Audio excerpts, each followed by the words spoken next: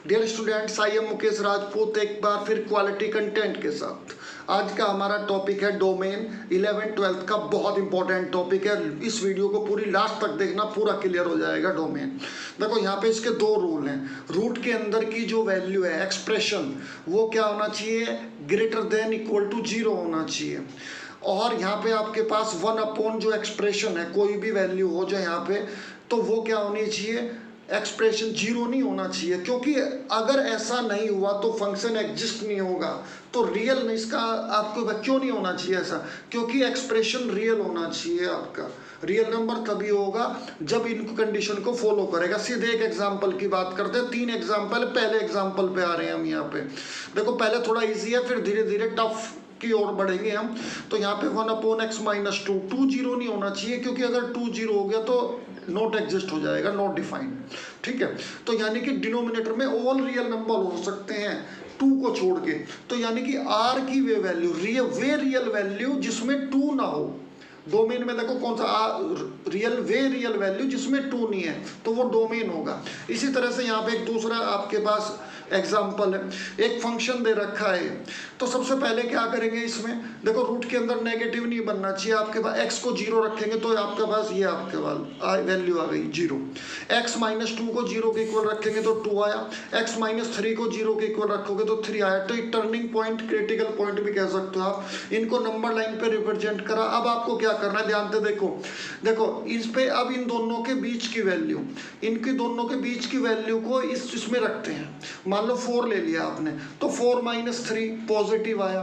तो यहाँ पे 4 माइनस 2 ये भी पॉजिटिव आया, और यहाँ भी 4 रखा तो ये भी पॉजिटिव आया। तो इन सब की मल्टीप्लाई करेंगे तो साइन पॉजिटिव आया। तो इसी तरह से हमने अब आगे क्या किया, इन दोनों के बीच की वैल्यू, इसमें कोई भी वैल्यू 2.5 भी ले सकते हो, इसमें रखोगे तो नेगेटिव आएगा। सब जगह फिर 2.5 ही रखना है। अगर इन दोनों के बीच की वैल्यू कुछ भी लोगे, अगर 1 रखोगे, अगर इसमें रख दोगे तो पॉजिटिव आ रहा है। अगर इनके बीच की वैल्यू इसमें रखोगे तो आपका नेगेटिव आ रहा है। तो आपके पास, आपको पता ही है, रूट के अंदर का जो फंक्शन की वैल्यू तभी एग्जिस्ट होगी अगर वो पॉजिटिव है। तो इसलिए पॉजिटिव आपके पास, पॉजिटिव आप कंसीडर करोगे आंसर में, डोमेन में। तो देखो पॉजिटिव 2 जगह, एक तो ये और एक ये, इन दोनों को हमने लिख लिया। और इनके बीच में यूनियन इसलिए डालना है क्योंकि दोनों वैल्यू पॉजिटिव आ रही है, कंसीडर हो रहा है दोनों में आपका फंक्शन। तो दोनों को ले लिया। एक और लास्ट एग्जांपल देखो, यहाँ पे एक फंक्शन है आपके पास, तो इसमें क्या है आपके वैल्यू, देखो ये आपके पास डिनोमिनेटर में 0 नहीं होना चाहिए। एक्सप्रेशन रूट के अंदर क्या होना चाहिए, ग्रेटर देन इक्वल टू 0 होना चाहिए। दोनों रूल फॉलो हो रहे हैं यहाँ पे। देखो डिनोमिनेटर क्या है, x माइनस 3 है, 0 नहीं होना चाहिए। और ये अंदर का जो एक्सप्रेशन है वो ग्रेटर देन इक्वल टू 0 होना चाहिए। तो हमने पहले इसको अलग से लिखेंगे। आप देखो यहाँ पे इसको लिख लिया हमने, अभी मैं इसको छुपा लेता हूँ।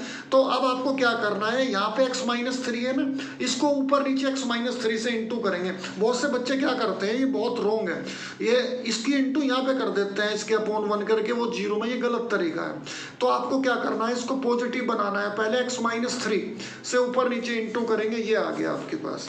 तो नीचे आपका पॉजिटिव बन जाएगा। देखो ये सेम हो गया ना, स्क्वायर हो गया, होल स्क्वायर, और ऊपर ये रह गया, तो नीचे पॉजिटिव बन गया आपका। तो इसके बाद में अब न्यूमरेटर पे आपको फोकस रखना है। अब यहाँ पे न्यूमरेटर को लिख लिया, तो अब वही टर्निंग पॉइंट, x माइनस 2 को 0 के इक्वल रखा तो 2 आ गया। x माइनस 3 को किसके इक्वल रखा, 0 के, तो 3 आ गया। इनको नंबर लाइन पे डालना। फिर इसी तरह से इन दोनों के बीच की वैल्यू किसमें, इसमें पुट करी। मान लो मैंने 4 ले लिया, तो 4 माइनस 3 पॉजिटिव, 4 माइनस 2 ये आपका पॉजिटिव। तो ये दोनों की मल्टीप्लाई, साइन की, हमें साइन से मतलब है, वैल्यू से मतलब नहीं है, तो साइन पॉजिटिव आया। इसी तरह से इनके बीच की वैल्यू रख सकते हो 2.5, तो नेगेटिव आएगा। इन दोनों के बीच की रखोगे तो वैल्यू पॉजिटिव आएगी। तो आपको पता ही है, रूट के अंदर था ये आपके फंक्शन, तो आपको पॉजिटिव वैल्यू ही लेनी है। तो पॉजिटिव वैल्यू एक तो यहाँ आ रही है और एक यहाँ आ रही है। तो इन दोनों को उसी तरह से जैसे हमने ऊपर के एग्जाम्पल में किया, दोनों को ले लिया। लेकिन एक यहाँ खास बात, एक्स, यहाँ पे देखो एक एक्स्ट्रा चीजें हैं, ये जो मैं लास्ट में देता हूँ, बहुत इंपॉर्टेंट है। देखो पिछले में हमने यहाँ पे 3 इंक्लूड किया हुआ है, लेकिन इसमें 3 इंक्लूड नहीं किया हुआ है। स्पेसिफिक तौर पे बता रहा हूँ मैं यहाँ पे क्यों नहीं किया। देखो यहाँ पे क्या लिखा है, अगर आपने यहाँ पे 3 ले लिया तो 3 माइनस 3 0 हो जाएगा।